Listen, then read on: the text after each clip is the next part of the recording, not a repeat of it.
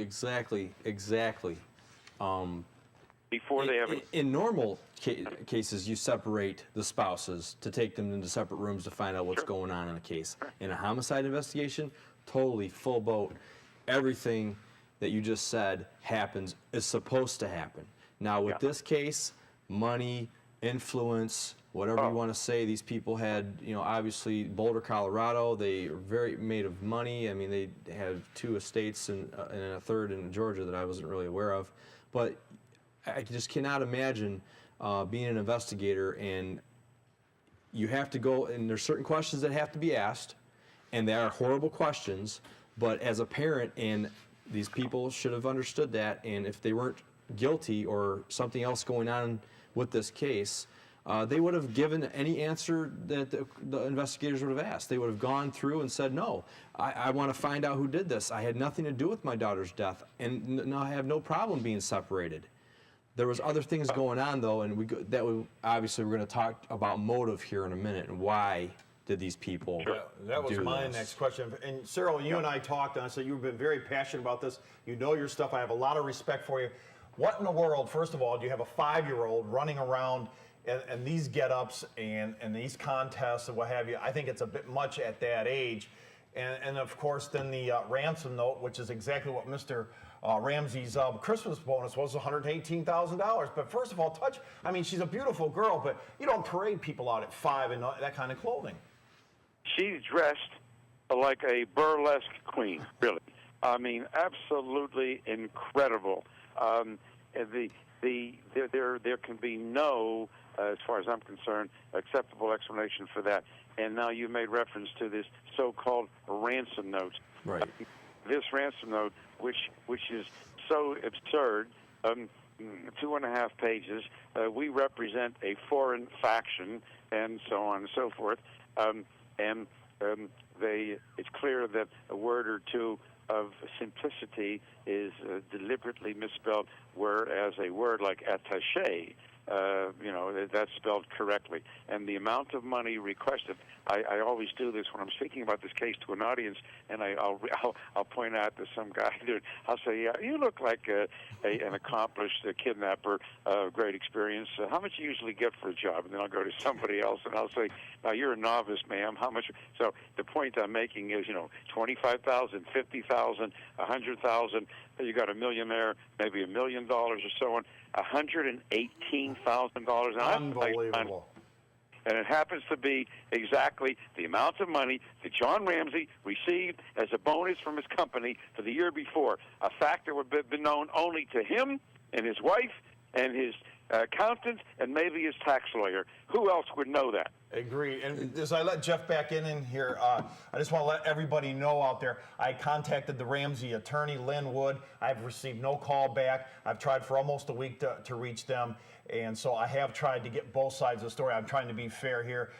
Lynn Wood, the Ramsey attorney there, and no return phone calls, and I've been trying for about the last week. Jeff, go ahead. You got a question for Cyril.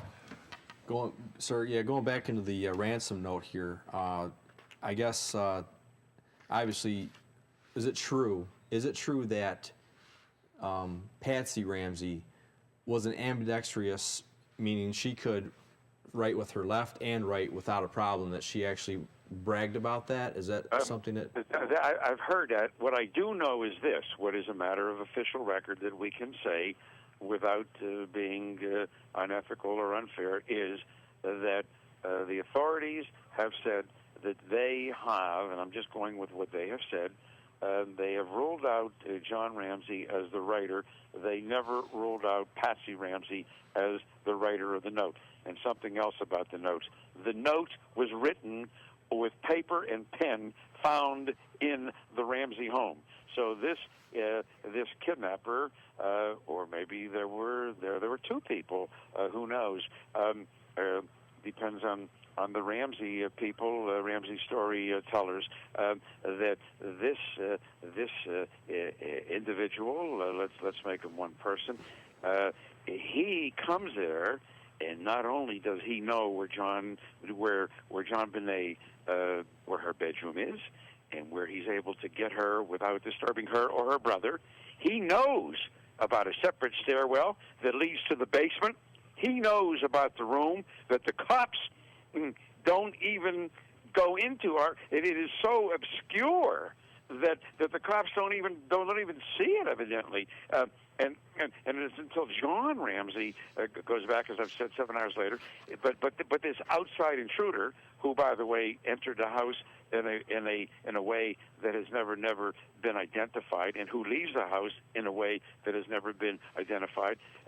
He goes down there, and after he has had his perverse way with the little girl, he decides, you know what? I'm going to make this a profitable evening as well as an enjoyable one. I'm going to stage a kidnapping here. Oh, darn it. I forgot to bring pen and paper. Oh, not to worry. These are intelligent, educated people. Oh, fine. So he goes in total darkness. In the middle of the night, he finds paper. He finds a pen. He starts, wait, you ready for this? He starts off. He doesn't like his opening gambit. He knows that this is going to be a big-time case. So he crumples the first piece of paper and throws it to the floor. And then he starts and writes the note. Now, he's not worried. He's in no hurry, okay? And he writes the note, and he leaves it there on the stairwell where it will be seen, and then he leaves the house. Now, what did he forget to do? What did he forget to do? He forgot to take the 45-pound package JonBenét Ramsey. This guy who is so cool, so cunning, so bold, incredible chutzpah to come into that house, to do all of the things that we have talked about, and to write this note, and then to leave the house without the body. Now, is that absolutely unbelievable? It is bizarre. Doesn't it has to point from within, somebody staying in that house. Now, Patsy Ramsey has since passed away. Now, in the Denver Post, Mike McPhee, who was going to be with us, but due to time restraints couldn't be here tonight, he wrote a column many years ago about this, and it really pointed at Mrs. Ramsey being the person who actually committed this murder. The housekeeper, Miss Hoffman Pugh, had given him some evidence, and he wrote about this very, very eloquently in the Denver Post, that she indeed was the killer here. Now, you've wrote about this, your thoughts about that, and if it's the case where it is somebody from within the home or somebody in that family. Motive, Dr. Wecht, is it because you got to cover up some kind of scene that's going on there that you just can't have out? Well, look, we've already said, and it's clear, and there's no dispute about this, there were two adults. Burke, the 9-year-old brother, has been officially cleared, so we have to be careful. Yep. And as far as I'm concerned, then, the authorities say that Burke has been cleared, and that's okay with me. One point, however, with Burke. The parents told the police that the boy, the 9-year-old boy, Burke, the brother, had been sleeping and slept through all of this thing. Well, guess what? Sometime years later, there came to be a recorded phone call that presumably had been erased, and it's John Ramsey, the father, his voice, and then you hear him saying to Burke something like that, go back to your room, none of your business, something like that. So we have, and this has been, his voice has been identified by a top linguistic expert. So we have that to contend with. Now, let's set aside Burke as a perpetrator, and we have mother and we have father, and nobody has ever been identified. Nobody. Although the Ramseys, they said there was a guy who lived down the street. They called him Santa Claus, nice elderly guy. They tried to dump on him. There was a guy that worked for the company. They tried to dump on him. They've reached out without any remorse or hesitation, with reckless abandon, whereas Attorney Lynn Wood, anytime somebody speaks, you guys may be hearing from him, as I have heard from him, they immediately threaten defamation lawsuits and so on. Oh, yeah, this is a game they've been playing now for many years. Ask Mike McPhee about that.